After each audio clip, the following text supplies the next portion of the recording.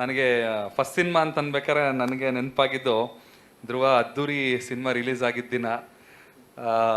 ಧ್ರುವ ಮತ್ತು ನಾವು ಒಟ್ಟಿಗೆ ಇದ್ವಿ ಅವತ್ತು. ನೈಟ್ ಎಲ್ಲ ಥಿಯೇಟ್ರ್ ಹತ್ರ ಹೋಗಿ ಪೋಸ್ಟರ್ಗಳನ್ನೆಲ್ಲ ಅಂಟಿಸಿ ಬೆಳಗ್ಗೆ 4:15ಗೆ ಧ್ರುವ ಅವ್ರ ಮನೆಗೆ ಬಂದು ಟೆರೆಸ್ ಮೇಲೆ ಮಲ್ಕೊಂಡ್ವಿ. ನನಗೆ ಆ್ಯಕ್ಚುಲಿ ಹೇಳ್ಬೇಕನ್ನೋ ಐಡಿಯಾ ಇರಲಿಲ್ಲ. ಸಡನ್ನಾಗಿ ಫಸ್ಟ್ ಸಿನಿಮಾ ಅನ್ಬೇಕಾದ್ರೆ ಧ್ರುವದ ಫಸ್ಟ್ ಸಿನಿಮಾ ನೆನಪಾಯಿತು. 4:15ಗೆ ಟೆರೆಸ್ ಮೇಲೆ ಮಲ್ಕೊಂಡ್ವಿ, ನಾನು ವಿಜೇತ್ ಮತ್ತು ಧ್ರುವ 3 ಜನನು.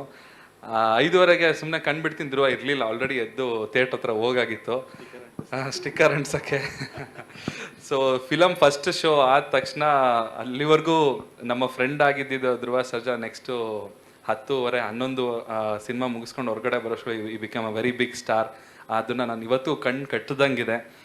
ಧ್ರುವನ ಒಂದು ಲೈಫ್ ಚೇಂಜ್ ಆದಂಥ ಒಂದು ದಿನ ನಾನು ಧ್ರುವ ಸರ್ಜಾ ಅವ್ರ ಜೊತೆ ಇದ್ದೆ ಅನ್ನೋದು ನಂಗೆ ತುಂಬ ಹೆಮ್ಮೆ ಇದೆ. ನನ್ನ ಸಿನಿಮಾದ ಟ್ರೈಲರ್ ಲಾಂಚ್ಗೆ ಇವತ್ತು ಇವ್ರು ಬಂದಿರೋದು ನನಗೆ ತುಂಬ ಖುಷಿ ಆಗ್ತಾಯಿದೆ. ಆ್ಯಂಡ್ ತುಂಬ ನನಗೆ ಹೇಳ್ಕೊಳಕ್ಕಾಗದಿರೋಷ್ಟು ಅಂತ ಸಂತೋಷ ಆಗ್ತಾಯಿದೆ.